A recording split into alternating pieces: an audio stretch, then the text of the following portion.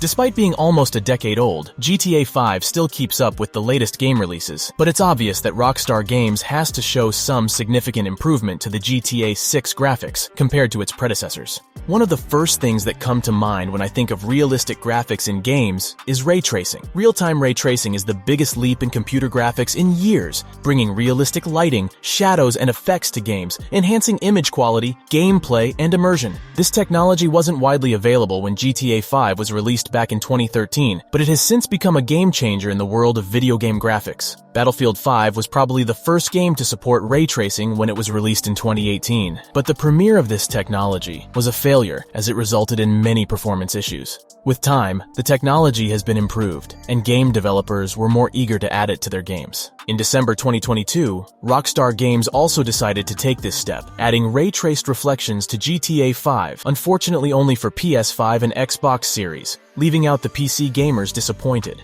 It's unfair that PC gamers are treated that way by Rockstar, as in the case of the release of GTA 5 on PC with almost 2-year delay. The addition of ray-traced reflections was a significant improvement, but for many people it's disappointing that, when using it, the game works at 30 frames per second, when I think 60 FPS should be the standard by now. It was also disappointing that Rockstar didn't focus on details like fixing the reflections in the mirrors for first-person mode driving. However, ray tracing is not only about reflections, it's much more than that.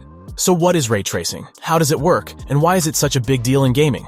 Essentially, ray tracing simulates how light behaves in the real world, allowing for more accurate and lifelike visuals. It works by tracing the path of light rays in a virtual environment as they interact with different surfaces and objects. There are many ways ray tracing can be implemented in games, from reflections to shadows, lighting, global illumination, ambient occlusion, caustics, and even full scene path tracing. And each type has unique performance requirements. In my opinion, ray tracing is a must-have in GTA 6, and I will be genuinely disappointed if we do not get it with this game's premiere. All these neons scattered around the whole Vice City map combined with ray tracing will be something unbelievable. I also hope that Rockstar will put a little more effort into it than they did with the ray-traced reflections added to GTA 5. Another area where we can expect a significant improvement in GTA 6 compared to its predecessor is the textures of the game's environments and objects. Hardware performance has made huge progress over the past decade, so today's mid-end computers and the latest consoles are certainly capable of handling textures with better resolution. That's why I'm convinced that in GTA 6 we can expect even more realistic textures with more details, and hopefully, in 2K or even better, 4K resolution. This will definitely help to create a more immersive and real game world that players can explore and interact with. Just look at how much difference the graphics make after changing the textures in GTA 5 to ones with higher resolution, with parallax mapping. I'm also curious about the method Rockstar will use to create building models in the world of Vice City and its surroundings. One of the ways that developers use to achieve photorealistic buildings is by using photogrammetry, a technique that involves capturing real-world objects and environments using high-resolution photographs. These photos can then be used to create highly detailed textures that accurately replicate the real-world materials and surfaces. This method has even been used by modders. Take a look at this map created for Assetto Corsa. If hobbyists can achieve such great-looking results, imagine what a big studio like Rockstar Games could achieve by using this method to create a Vice City map based on Miami.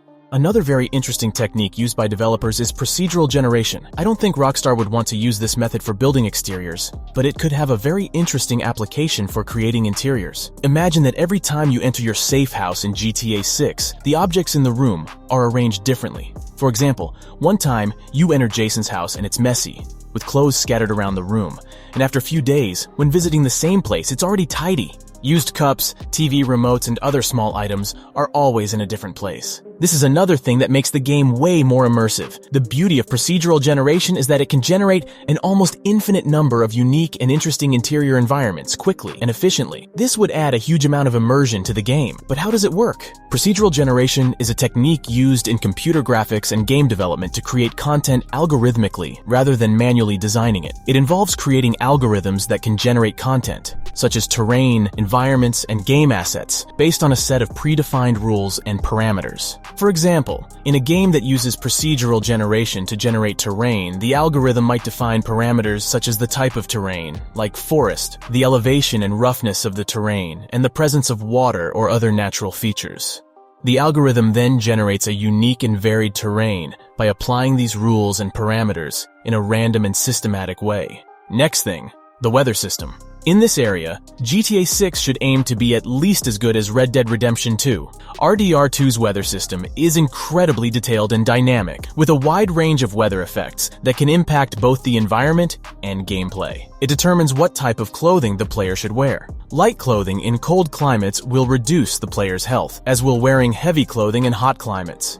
Also, Rockstar even took care of detail such as male horse balls, which will shrink and grow depending on the weather. I think attention to detail in RDR2 is one of the reasons why this game, even after 5 years, can still surprise. But getting back to the topic, in GTA 6, the weather system could introduce a more impact on the gameplay. For example, strong winds could make it harder to drive vehicles and almost impossible to walk, or weather effects, such as lightning strikes, could damage structures and cause fires. By making weather effects more impactful and realistic, the game could create a more immersive experience that feels more alive and dynamic. This would be a significant improvement over the weather system in GTA 5, which had a few types of weather, but did not have as much impact on gameplay or the environment. Another thing that will matter a lot is how detailed the environment will be. While I think GTA 5 is a great game in the term of environment, it may not meet today's standards in terms of realism and interactivity. I'm pretty sure there is still room for improvement to make it more immersive and engaging for players. One of the things we definitely need are destructible objects. I'd love to see way more of them than in previous GTA games.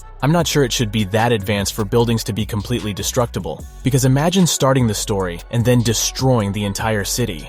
The story mode would no longer make sense, and then imagine every GTA Online lobby. It would be one big chaos. But what we need is more destructible brick walls, barriers, and especially more destructible vegetation, so that when you drive a tank into a tree at high speed, it falls over. It would be cool if all the concrete environmental elements also reacted to impacts, so we could see the chunks of concrete falling off a concrete wall after being hit. Let me know in the comments what other ideas you have for a destructible map. Another important element of the game is its physics. Here, I would like to focus on the physics of game world elements such as water or sand. Some time ago, there were speculations that GTA 6 would have, among other things, very realistic water. It would be a new system that will allow to have physically simulated water in real time. This would be a big step forward compared to GTA 5, which uses a mesh system to represent water. It gives the impression of a rippling liquid, and the system has the advantage of being energy efficient in terms of performance. However, I think this time, real-time physics would be much better, and it has been proven that it can be implemented in the game and works really well. Similarly, sand physics could be greatly improved in GTA 6. In GTA 5, sand dust is represented as a particle effect that blows around the player's vehicle as they drive through it. While this is a neat effect, it doesn't really capture the way that sand behaves in real life. In this case, real-time physics implementation would also be helpful. Finally, what is a big issue with Rockstar Games is optimization. The optimization of GTA games has been a mixed bag over the years. Some games have been well optimized, while others have struggled to run smoothly, mostly on PC. GTA 4, for example, was notoriously poorly optimized on PC. Many players experienced issues with low frame rates, missing textures, and frequent crashes. Rockstar Games tried to fix the game with performance-improving patches, but to this day, the game is considered one of the worst optimized games from the studio. However, there was a big improvement when GTA 5 was released on PC in 2015. The game ran smoothly on a wide range of hardware, and the graphics settings could be adjusted to ensure that players with lower-end PC could still enjoy the game. It's worth mentioning, though, that the game isn't really optimized for multi-core calculations. It relies heavily on single-threaded performance. This is especially noticeable in GTA Online, which is a more CPU-intensive game compared to the story mode. It would be nice to see GTA 6 well optimized on every platform so that we can enjoy the game in 4K 60 frames per second, both on consoles and mid and high-end PCs. I'm almost certain that there are way more things that could be improved in GTA 6 compared to previous installments of GTA. Let me know in the comments what other ideas you have, as I might make another video like this. I would also like to know what you think about these 5 things that I mentioned today, so I'll be waiting for your feedback in the comments. As usual, thank you for such a great response to my recent videos. Also, make sure to hit that subscribe and bell buttons, because I see that almost 95% of you are not subscribed to my channel yet. Thanks for being here today, and see you in the next one.